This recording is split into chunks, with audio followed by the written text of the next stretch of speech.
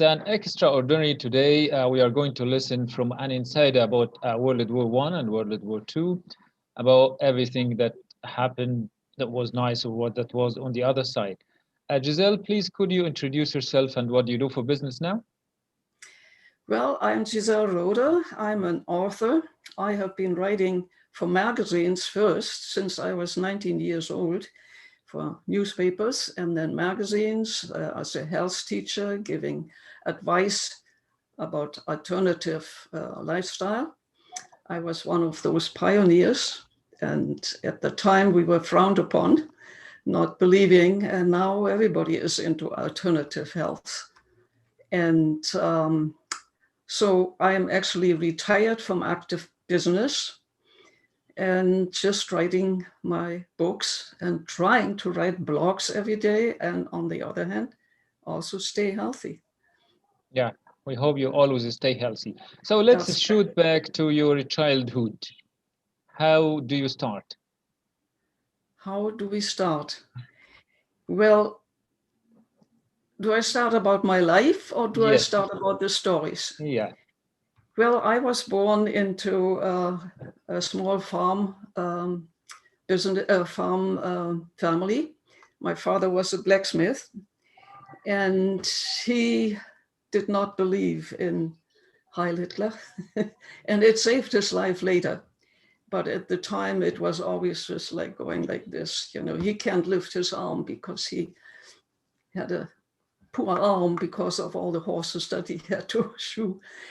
Anyhow, I grew up very well protected in this small village, and we didn't have much to do with the big politics that went on during the 30s and 40s.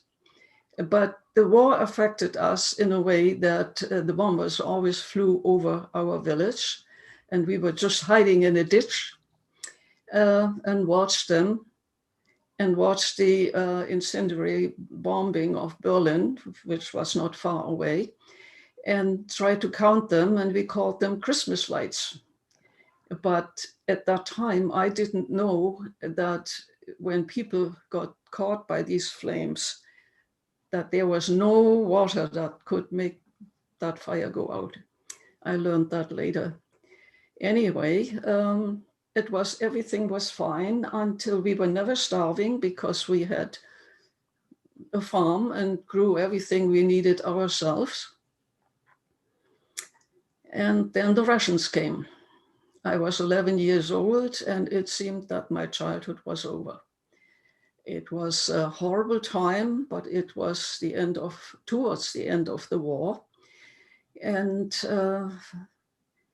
when all the raping and murdering and all those horrible things were over, and the Russians left for Berlin for final victory, we were thrown out of our homes by the Polish army that followed the Russians, and with millions of others were on the road to nowhere alongside the Russians going towards Berlin. And surviving diphtheria on that way, not being in a hospital, but a Russian doctor saved me with the last serum he had. And I will never forget even his face, because he said, if I give you this needle, somebody else will die. If I don't give you the needle, you will die. But he decided to give me the needle, so I lived. But I had to walk instead of being in the hospital. So that was the start. And then after being 12, 13 years old, political landscape had changed. And we ended up being in what was first called the Russian zone and became the DDR in 1948 after West Germany under the Allied forces became West Germany and very successful. In East Germany, I was lucky because of my sports that I got involved in. I became a kayak champion. I got healthier, and I'm leaving out a lot of stuff. it came to the point where I was able to get into university and became a phys ed teacher, which nobody had anticipated, because before that, I was never really into sports except for kayaking. And as such, I taught 14 to 18-year-olds. And the things that happened sometimes with these older boys were something to laugh about or not to laugh about, depending on your point of view. And it came to the point when I had to escape because the head of the school said to me, "I know why you don't want to join the party. And as a teacher, you have to. If you don't, you lose your job. But I know why you are reluctant, because your father was in Siberia for 2 years and he is not a communist. And so in order to protect your father, you don't want to. But if you sleep with me, I will protect you. Otherwise, I will report you." Now that gave me the impetus to talk to my dad. And he said 2 words: "How up," which means get lost. And get lost meant at that time, escape to West Germany. So I did that. And that is a story in itself.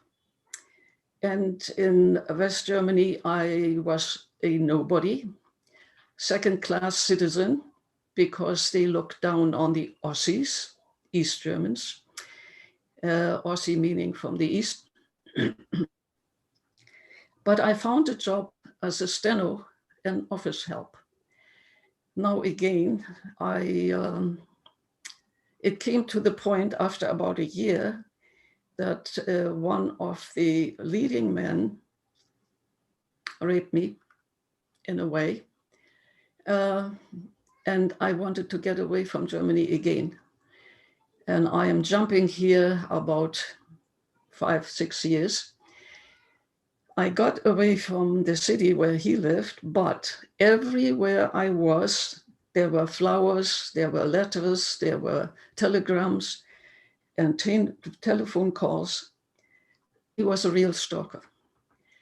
And finally, it came to the point where I answered an ad in a magazine that I read.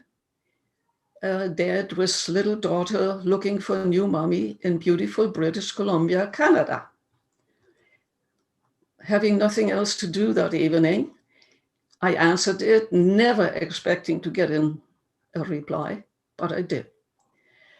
An active correspondence developed, and to make a long story short, his parents lived in Germany and manipulated me into marrying their son before I even ever met him. And that's how I came to Canada. And my problems weren't over, and I couldn't escape again because all my earthly belongings were swimming on the ocean, arriving in 3 months. So I had to give him all my savings, my money, because he wanted to pay his debts. And I, at that time, didn't even know what that word meant, debts. I didn't know English very much. But again, I persevered. And over the years, I learned, well, I enrolled myself in English classes with the YWCA, and loved it. And then we had to move to Winnipeg, the prairie town, which I cried all the way there because I didn't want to leave Vancouver, having made a few friends. But that was just the way it is. And instead of one child, there were 2.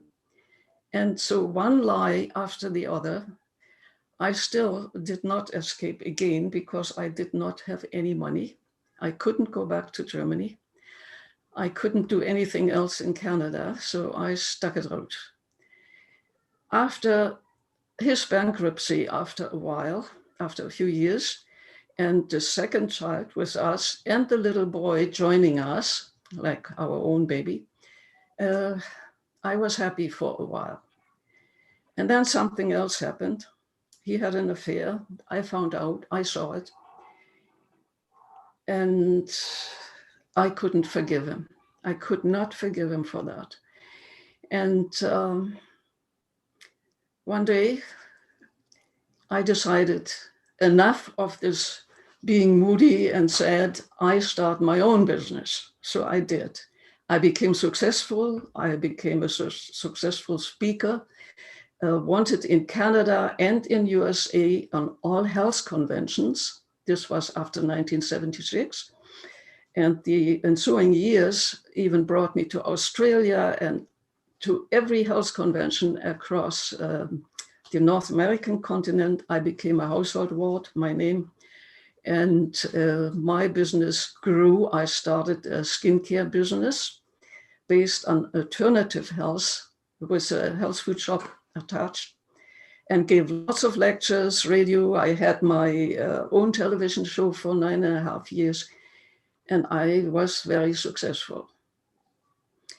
Until the day I came from a convention and I had absolutely no money, just a bounce check on my desk for the repair of a kitchen chair, $53. And I was really mad at my bank manager and phoned, upset. Why could, there are 4 accounts and there's enough money in those accounts. Why did you let that check bounce? And she said, settle down, Giselle, come here. I need to give you some very bad news. Well, I had no penny. My dear husband had emptied all the accounts because I had been stupid enough, innocent enough to let him have second signatures if I were away and I would have, let's say, the flight would fall out of the sky. I thought somebody must be able to take care of my business. So he had taken all the money and I couldn't even pay at my 18 employees at the time. It was the first time in my life that I had to take a bank loan. But he took not just that, he threw me out of the house and changed the locks. I couldn't even get my own stuff. And he promised he would make sure I die in a poor house or become a street person. Well, I did not do that. But that was another part of my life. And that is actually what I told you was the first 2 books that I wrote, the memoir. We Don't Talk About That, and Flight into the Unknown, which is the immigration story of my life, immigration to the end of happy married life. And now I'm working on the final of that trilogy, Set Sail for Life After 50, because I had enough guts to start again. And that's where I am now. That's more than awesome, Giselle. Could you explain more about your books? Well, it started actually in 1998 when I got a contract from the Alive magazine, which was a very well-known health magazine in Canada. It was available in every health food shop and everybody else for free because the ads paid for it. And the publisher asked me if I could write a book about my previous education in West Germany as a hydrotherapist. And so I wrote Healing with Water. And this Healing with Water book is number 11 in a series of health guides that he brought out. And number 11, my book, Healing with Water, has been translated into, well, I wrote it in English. It's translated into Italian. I have seen the cover. I've never seen a royalty or anything, but I've seen the cover online. I Googled it, and it's translated into Polish. I haven't been able to find that cover yet, but I know it's out there. because people have bought it and I heard about it, and into Indian. I don't know which of the many Indian languages, but it was, the rights were bought into by somebody for India, East India. And so it's translated into several languages. And coming out in 1999, it still sells. I still get the occasional $15 or $20 per year or something in royalties for the English version. The next I wrote under contract for the Alive magazine was the sauna, the hottest way to good health. And that book hasn't done quite as well, but there is the occasional sale, or I still get the occasional a few pennies of royalties, because they are not in ebooks, and it's ebooks that sell, not paperbacks. And then for a few years, I had enough other problems. I also had to move. That's how I got to the island. And I had met somebody again. And then I started writing short stories. So, no, actually, the flight book, We Don't Talk About That, came out first in 2014. And that one went around the world. Through WordPress, I know it had been sold in 90 countries. And I have been asked many times to translate it into German, because it's a story that nobody talked about. Germans were reluctant to talk about those times under the Russians, because all the World War II books are written from the point of view of the Allied side, of the Western side. Nobody had dared to write what the Russians did, but now there are 2 or 3 other books. And so when that one was out, people kept asking, yeah, and then what? What happened in your life? Because at the end, I say, I feel like sitting in a small boat on a fast river.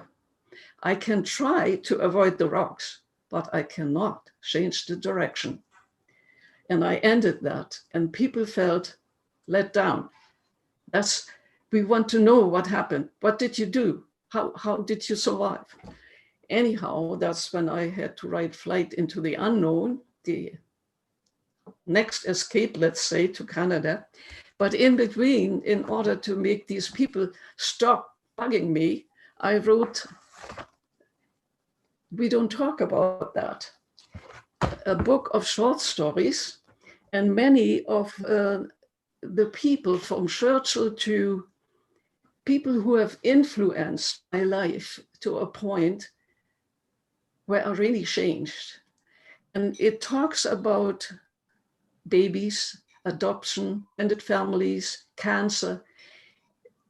And as I said, Churchill, about a famous speech about the Iron Curtain, when he said already, if we don't change now, and that was in 47, if we don't change now, we will have problems, big problems with the Russians. Anyhow, so this short story book, I must say, would be a wonderful gift, because Forget Me Not means more than just the title of the book. You can send it to a mother or mother-in-law, Forget Me Not, or a good friend, as a reminder, Forget Me Not.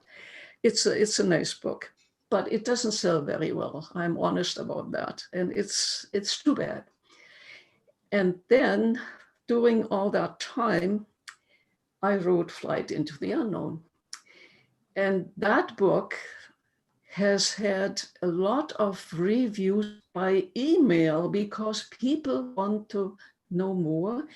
People were identifying with me as an immigrant, and how I made it as an immigrant with limited English, and what I did and how I survived. And they were absolutely amazed how I tackled all these problems and not give up, not just simply give up. And they said, you inspired me, and blah, blah, blah. Anyway, and now after that, they keep screaming, yeah, what did you do then after you were divorced and after you had nothing? And what did you do? So I said, okay, I will have to write a third book, Life After 50, because that was about the age I was. And I had hoped to bring that book out in September, but September is gone. And with all this COVID stuff and everything else going on, I haven't been able to get into the right mood to finish it. 2/3 are done. So it's not so much more. I hope to be able to get it out by the weekend, by the year's end, not the weekend. And that's what I'm up to right now. Yeah, that's more than amazing. So how would you compare the world when you were a child to the world now? Oh boy. I would say, well, I lived through 10 years under Hitler time. And I was old enough because my dad allowed me to listen to the Churchill speeches every night at 10:30. And I was just a kid, and he had told me and drilled it into me, don't talk about anything you hear at home, because they will pick me up, the Nazis, and you will never see me again. And I loved my father, and I never talked about it. And that's the title, right? We don't talk about that. And so I learned early what happened, even if the political system didn't affect our little village too much. But still, there were the old people called the Volkssturm, who had to keep an eye on everybody who would go against the rules. And then there were the Hitler Youth, who kept an eye on the old ones in order to see if they did their job. And they would report anybody. And then later, when I was after 11 years old, or just before that, before the world was falling apart in Germany, I learned what Hitler did. And I learned even more lately when I started to read more of the World War II books that other people had written. And I know, comparing to what is happening now, sad to say, that the same things that happened under Hitler are happening right now. Forget COVID, just the political setting. And many of the bylaws that Hitler instituted in 32 and 33, once he got into power, in order to give himself absolute power to be number one dictator, I have seen happening again. And I must say, I'm shaking in my boots, so to speak, afraid of either a civil war in USA or another world war. It just takes one press of a button or something, and all hell will break loose. So it's for somebody who has lived under the Nazis, can see a lot of similarities. And COVID on top of it, which makes it worse. I had a Russian employee. He always said to me, Giselle, that's worse. It's worse, it's worse. And at that time, she just couldn't get it. And she was a medical doctor. She worked for me. That worse is not able to say worse, right? But she did it. And we all adopted it. And it still goes around in our family that if something is really bad, we say, oh my God, that's worse. Anyway, COVID makes everything worse. And for me, or for every author, it's very hard. And I see it on LinkedIn, I see it in Facebook, I see it on other sites, author sites, that everybody suffers because we can't have a book launch, we can't have readings,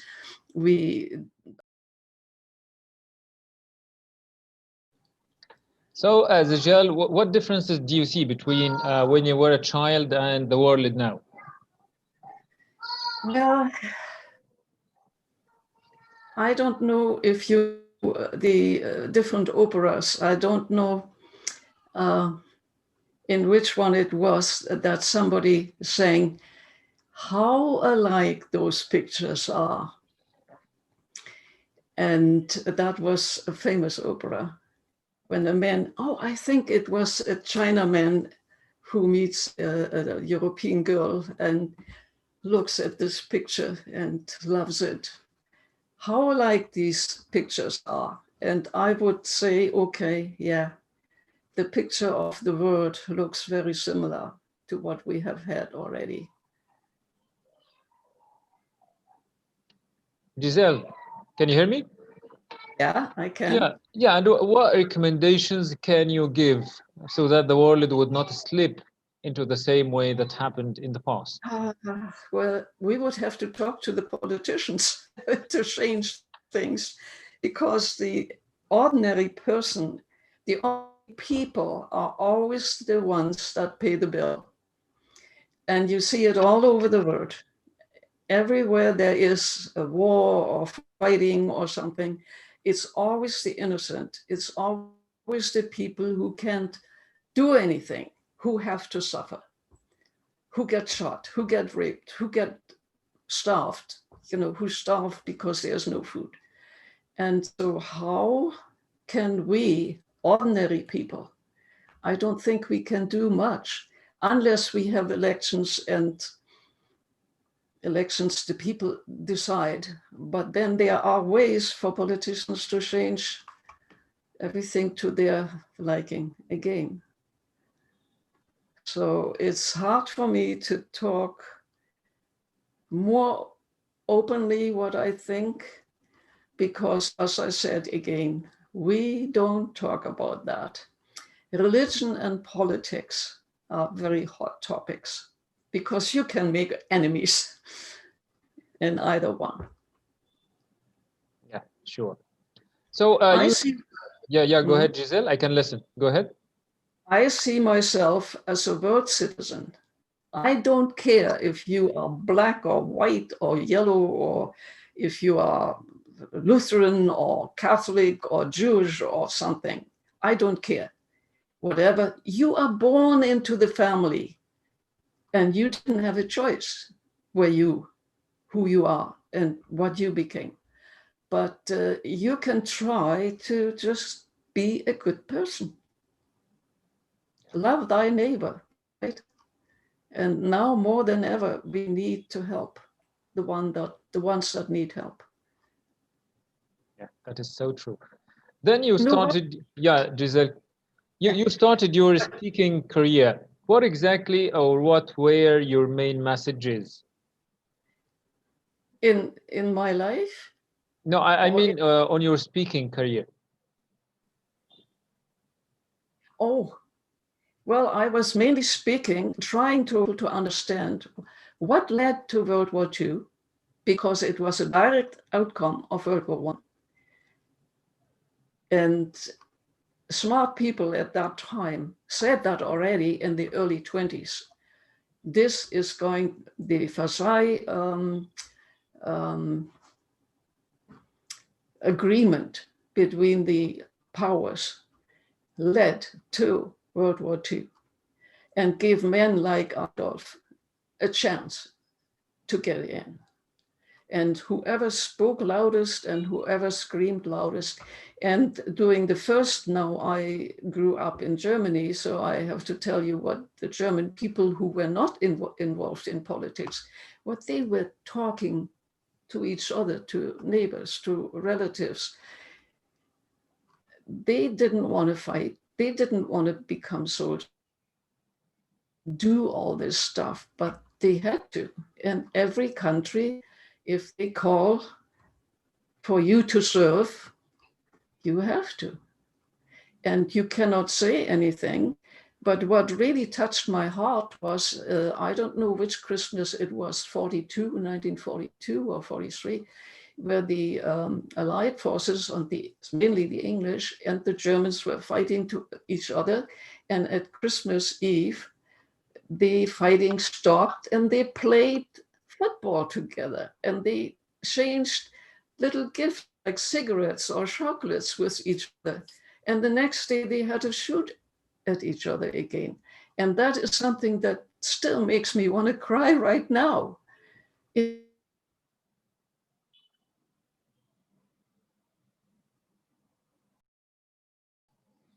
I really appreciate the great input of our fantastic and inspirational guests. Our dear listeners and viewers, if you are interested in more videos like these, please subscribe and press the ring at the bottom of the video. Thank you.